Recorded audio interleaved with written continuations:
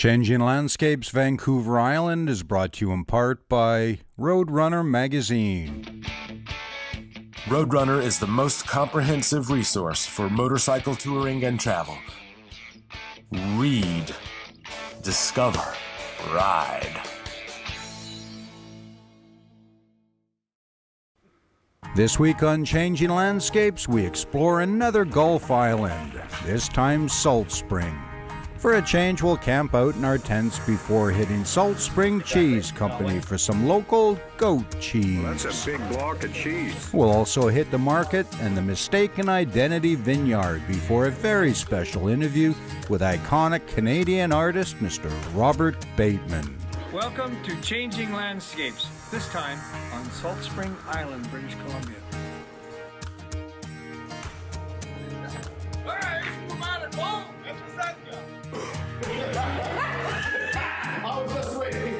Vancouver Island, British Columbia.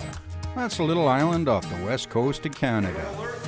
It's our home, and what a place it is.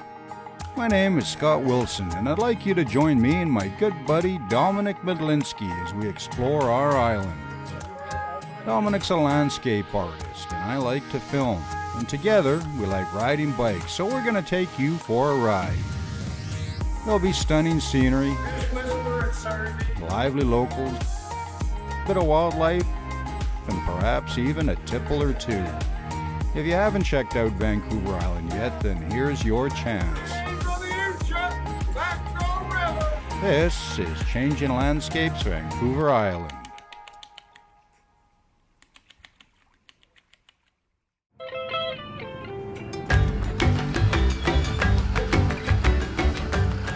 Islands are fun, and they start at the ferry terminal. We boarded at Crofton to head over to Salt Spring Island, one of the more popular Gulf islands, for a couple of days of exploration.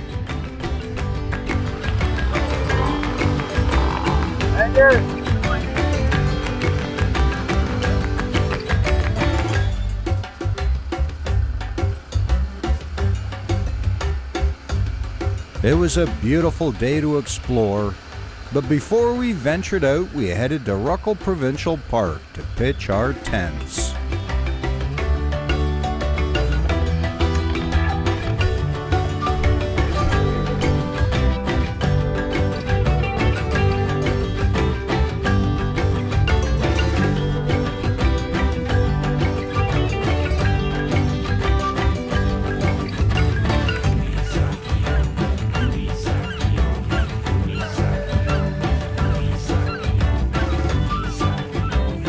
This is beautiful.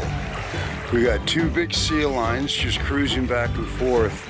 And over here on my right, we got a couple sea otters. I'm gonna see if I can get a closer shot. It's pretty cool. I mean, they're just ripping around, having fun. Sun's coming up. Beautiful day.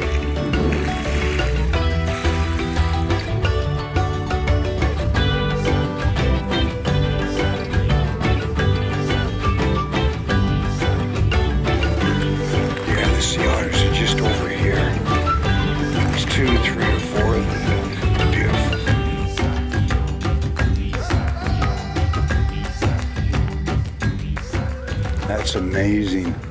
I'm going to slide up and go around a little bit, see if I can get a little closer for you. This is pretty cool.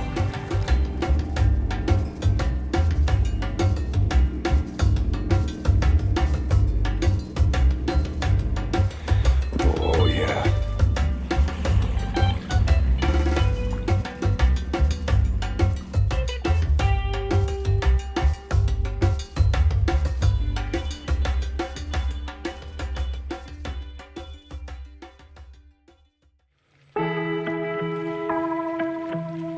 The next morning, it was time to paint.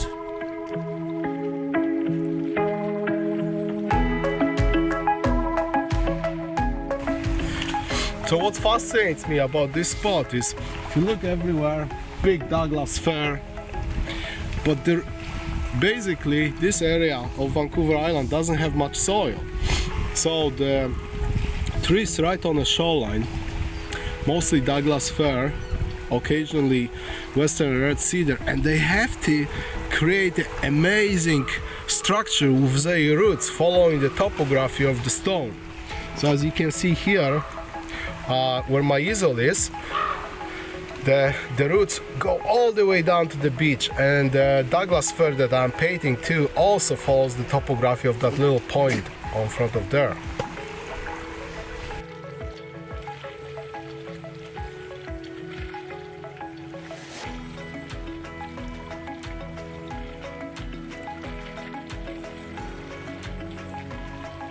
So when I'm painting a tree or any type of foliage, it's not possible to paint it in just one layer, to have that look of transparency and the layers of different species of trees or brush.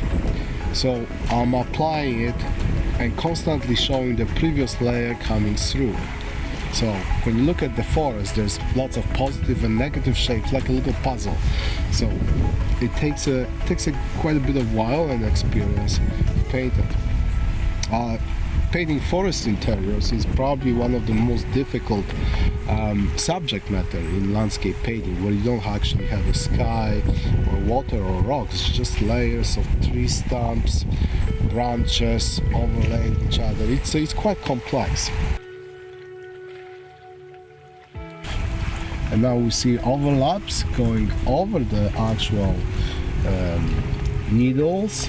Some branches are under the bigger branches, some are on top, some are lighter.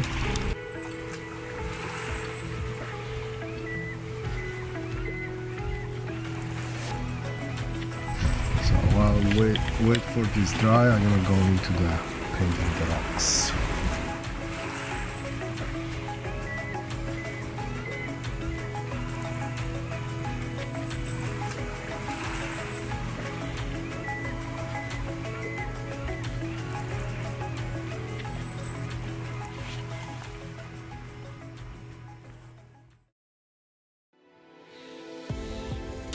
All paintings created during the filming of this series are available for purchase on Dominic's website at www.paintingjourneys.com. Take a landscape artist from Canada, Dominic Medlinski, and take his buddy, Scott Wilson, a travel writer who never shuts up. Put them on motorcycles, send them to Bolivia, and what do you get? Well, you get one heck of an adventure. Follow along as they rip through changing landscapes, from the salt flats to the Andes, and the Altiplano to the Amazon. This is Changing Landscapes Bolivia. After Dominic put another landscape painting in his pochade box, we headed down to Ganges, the commercial heart of Salt Spring, to check out the market. This is the Remelia. Remelia. That is also named after a cheesemaker we had. Okay, thank you. And this one is a little bit different than a camembert. It's a surface ripened cheese, but it's done with a different bacterial culture than a camembert, and it's what's called a washed rind cheese. Called a what? A washed rind cheese. So throughout the aging process, they wash the rind of the cheese with the culture, and it kind of develops. Well, Thea, thank you very much. Thank you. Enjoyed it. All right. Enjoy the rest of the market. All right, will do. Thanks very much. After we met Thea at the market with some of the Salt Spring Cheese Company's offerings, we thought we'd take a closer look at this whole goat cheese thing, so rode up to the cheesery. Cheesery. Is that a word? We have the visitors come around these windows and they watch us make the cheese. It's like we're on display.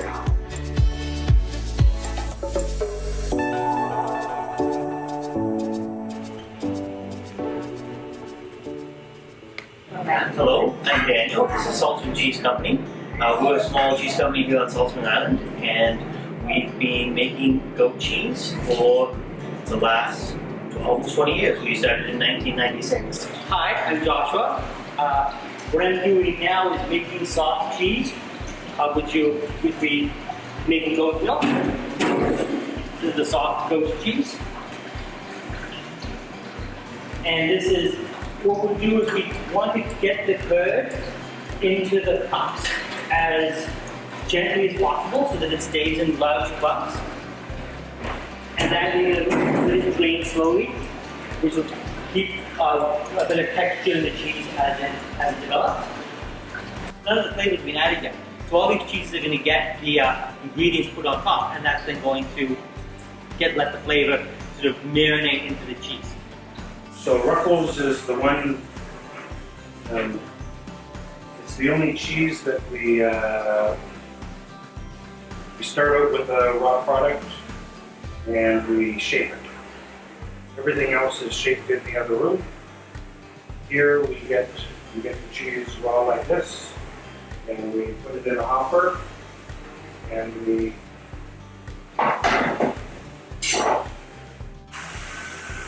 roll it into logs.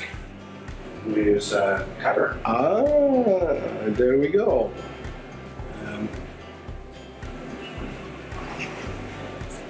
So this cuts it into little logs, then it sits overnight, and then tomorrow we'll put it all together. Pesto on the bottom, logs, oil, chives, and seal it. And then same thing, a week or two to at least let things integrate, and then it's good to go. How do we taste it? There's a procedure to it? Or just the cracker? Another packet, yeah. And just got the piece of cheese on top of it? Cheese, make sure you get a little bit of the green stuff. Okay. That's what I was filming a few minutes ago. Yes, that's the one we were making in actually.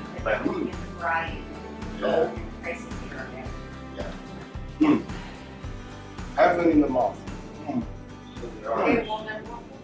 Wonderful.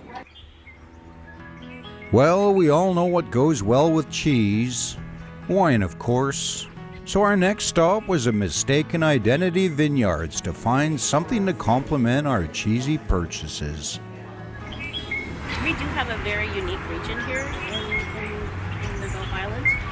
It's a maritime climate because of our proximity to the ocean. And that said, we farm grapes that are suited to our climate. So that's why we have a lot of dramatic varieties planted here, like the Madeleine Savannah, Madeleine Angevine, Ortega. Pinot Noir is actually really producing beautifully here, as well as the Pinot Gris. This is the first vintage that we produced a Chardonnay. It's been a really hot year, and Tyler just started fermenting it a couple days ago in a beautiful French oak barrel, and it's tasting really, really good. That's good. So beautiful. Like, I mean, I love the whole, like the Cooper thing. I mean, like they're beautiful barrels. Oh yeah. Visiting a winery is always a fun excursion, especially when you get a look behind the door. It will take on a little bit of color from the barrel, as well as the oak characteristic. And this is the most beautiful color of the Pinot Gris. So now that you're thirsty, put a little bit in your mouth. Swallow. And you never assess the wine in the first sip. The first sip is just to clean your mouth. Maybe you have a sandwich or something beforehand. I don't know, you want the wine to have to showcase its best quality. So your second sip, what you're going to do is you're going to put, I'll demonstrate for you. Put a little bit in your mouth, and you try to be as rude as you possibly can and make as much noise as possible. Okay. Okay?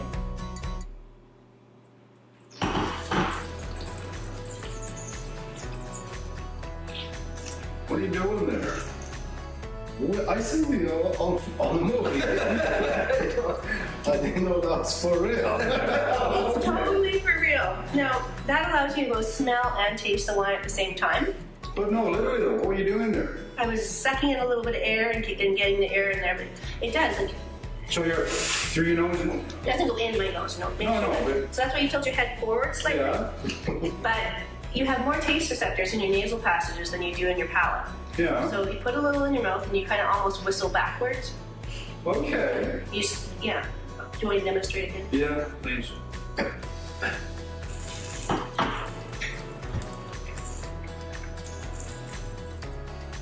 You go.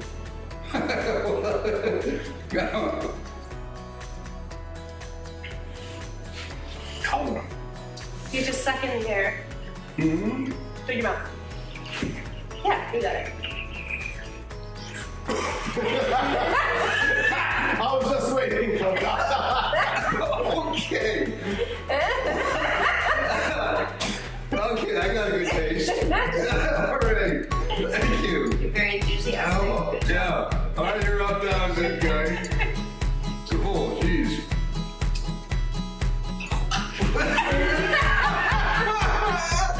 Oh, yeah. There you go. You need that spittoon up here. Yeah. Oh, it is different. It does. It's much more intense, isn't it? I know. Yeah. Because actually you're smelling it and tasting at the same time. Wow. Gives you the whole olfactory. I can't, I'm sorry. You need to I told you about my educated. Yeah, You just anyways. need to practice. Simple thing. Well, I'm here to practice. You need a little homework, I think. Okay. Wine and cheese. Thank you, David Wood. David Wood. All right, so live from Salt Spring Island.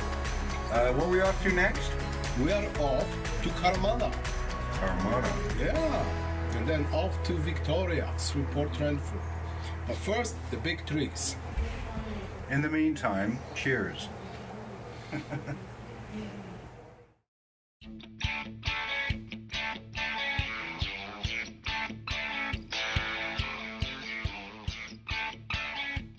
Expertly planned tours complete with maps, GPS files, and area information.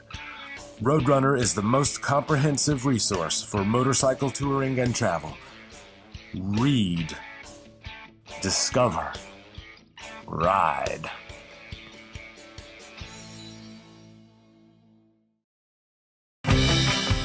If you're enjoying the show and would like to contribute to future free programming, why not become a patron at patreon.com/Nomadic Bull. Thanks for watching.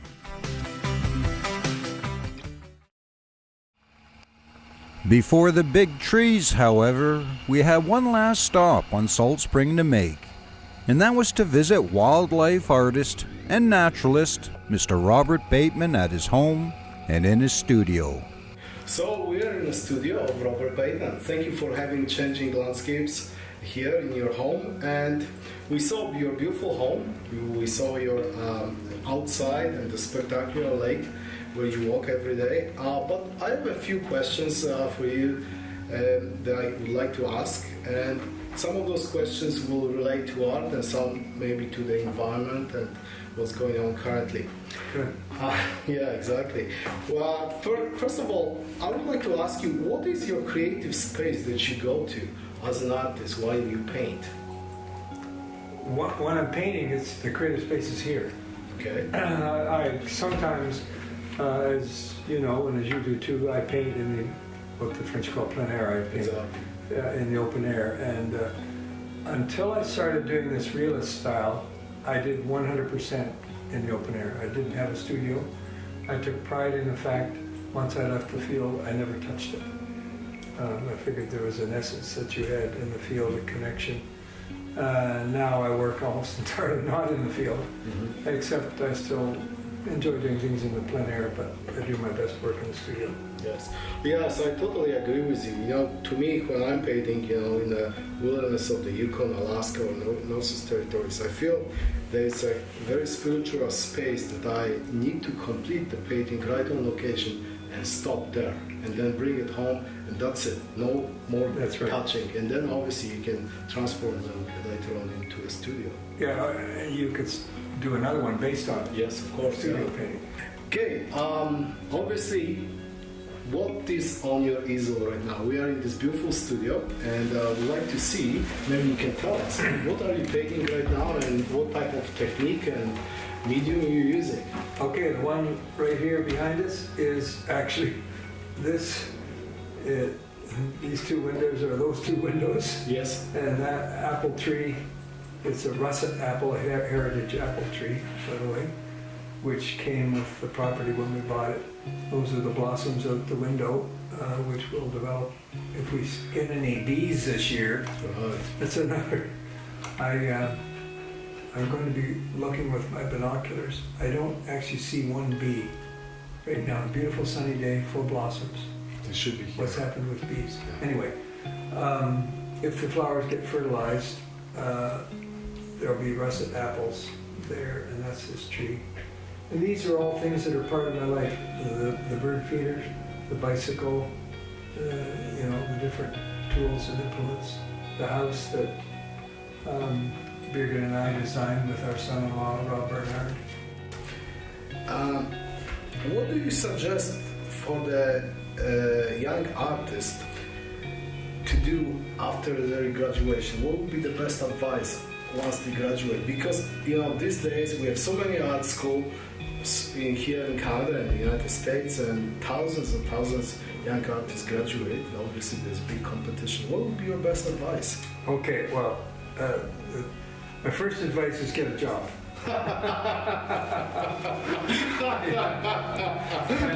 and my second advice is don't go to art school, because then it's harder to get a job. Get something that's a meal ticket, bricklayer, brain surgeon, something where you can get somebody else taking responsibility for giving you a check every month. Mm-hmm. So how do you practice your art by having a full-time job? Well, I was a full-time teacher. Maybe that's not full-time, but I was a full-time teacher for 20 years. Mm-hmm. And I had a major show every year. So show every year once my work started to sell when I was 35. Mm-hmm. And I was a full-time high school teacher till I was 46. So between the age of 35 and 46, that's 10 years. I was teaching full-time and having a show every year. I'm convinced you can do it if you want to do it. Gauguin was a banker. Yes. And many artists are teachers. Group of 7 all had day jobs, I think. And so don't think you can just go to art school and expect the world is going to be a path to your door. And if you get the advantage, if you get a meal ticket job, then you don't have to prostitute yourself to paint for the market. Right. To paint, because that's one thing I used to say to my students: if you paint for the market, that's a sure way to be a nobody. You can be this much. The market will always buy fall colors and white birches and beautiful blue skies with puffy clouds in them. So you can crank out painting for the market, and you can join the thousands of other nobodies who are painting for the market. Or you can paint what is your world, your heart and your soul, which is what I do. Now, luckily, I live in an attractive world that people want to buy paintings based on it. But nevertheless, that's what I recommend. I'm not sure if I answered your question. No, you did. It's at the same time, I think maybe for our audience will be unexpected answer to hear get a job. But it just shows you the reality of life that we have. In conclusion, Robert just handed me just before this interview his sketchbook, and part of it is on your travels in Japan. And what else here do we see? The one you happen to have it open was another trip to the, that's Japan. But the next trip was to the Great Bear Rainforest up the coast. It's beautiful sketches on these. Yeah, we had a wonderful several hours with a mama grizzly and 3 cubs. It's really, her big worry is, of course, the male bears. Who will kill the cubs so they can then mate with her again. And to keep track of all 3 cubs and keep them under control, because they don't know about male bears, and watch for the male bear. She was a very worried mother. So that was the Great Bear Rainforest, and then just after that was a trip to Galapagos. Oh, Galapagos, that's on our list for sure. Galapagos, beautiful. Yeah. And so I did pretty pictures. Partly, this isn't a normal sketchy sketchbook. I based a lot of these on, I did in my cabin on board in the evening on my iPad, on experience we would have that day. I never knew what the next day would bring. Yes. So I wanted to, what I did a little bit to sing for my supper, because Birgit and I get invited as resource people on board, and people sometimes go because they can travel with Bob and Birgit Bateman Yeah, type of yeah, thing. yeah. I was then able to reproduce these and give every single passenger a full color Okay. Bateman journal Yes. of the trip. So each day I would do the next, what we would run into the next day. This is one of my favorite spreads. Oh, That yes. was our last day Beautiful. there. Snorkeling. So you're using for the art students here. So you're using pen, black pen, a little bit of color pencil and watercolor. Yeah, it's mostly black ballpoint, and then you could call it watercolor. I have a little box I could show you. It's right there. Sure. That I think I used the same one on the trip around the world in the 50s. I don't use a lot of paint, but I can. It's gouache. Yeah, So almost. it's sort of opaque watercolor. So I can squeeze new color from the gouache yes. into the cake. And so then, and I also use white acrylic For the highlights. for the highlights and Yeah. to get all the white yes. dots, for example, on the spotted eagle rays. That's beautiful. That's amazing. Well, we thought to conclude the visit, it would be fun if Robert can look at two of my paintings, one from the West Coast and one from Japan, and give me a critique on it and see how how intense the critique gonna be. I don't know who's more scared, me or you. Currently I'm probably a little bit scared.